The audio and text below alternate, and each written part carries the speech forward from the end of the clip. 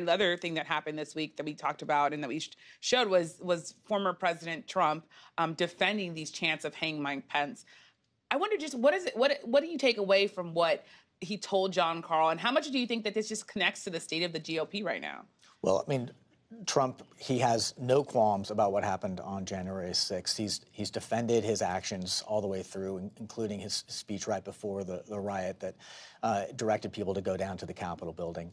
And we heard on the tape that John Karl released that he defended the fact that there was a noose and people calling for the hanging of Mike Pence. He said this is what happens, and then he repeated the lie about the election being stolen. So Trump is non-repentant and has no remorse about the actions of that day. He's going to continue to dig in, and he's going to continue to demand the people around him and people in the Republican Party to hold up that lie as we move toward the midterm elections and another presidential election in 2024. Yeah, describing President Trump as non-repentant is an eloquent way to describe what we've been seeing. That's a good job right there. Rachel, the other thing that happened this week that was sort of shocking was Representative Paul Gosar of Arizona. He tweeted out this sort of doctored video, animated video, showing him literally killing Democratic Representative Alexandria Ocasio-Cortez. What's going on here in the Capitol? I mean, there's been so much violence in January 6th, on January 6th, and still we're here where lawmakers are tweeting out videos depicting killing other lawmakers. Yeah, I mean, let's just take a step back from what we're actually talking about here. You just referenced the former president defending, sort of how he saw the attempts to hang his own vice president. We're seeing in Congress right now, threats against one another. This is a very tense and hostile mood on Capitol Hill, and it significantly affected how people work together.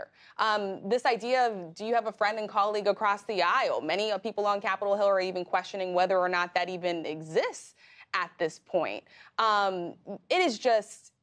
It's really stark and very troublesome. And when you talk to a lot of members on Capitol Hill, a lot of them will say that in a lot of ways since January 6th, they have feared for their safety. They've had questions about their safety, and they have legitimate concerns about their colleagues who they felt like were supporting attempts that threaten their safety.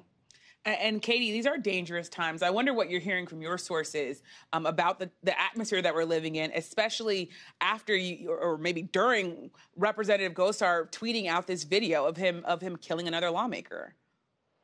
So one of the things that was observed during the Trump administration was whenever the president would criticize another politician, a lawmaker, the number of threats against that person would really spike. And I don't think that has changed. And now that more people are willing to make those threats, I think that you're seeing a lot of chatter, whether it's on the internet, whether it's in messaging groups, that really replicates that phenomenon of a visual image or a comment, an overly harsh criticism or even a threat being uttered, and then you see in sort of like in the world of domestic extremism, a lot of chatter and a lot of movement. Now, where that's going to become extremely difficult is as we head into the midterms. We already saw in the last election workers being harassed, election workers being threatened, secretaries of state, including Georgia Secretary of State Brad Raffensperger, being threatened and harassed, his family being threatened and harassed.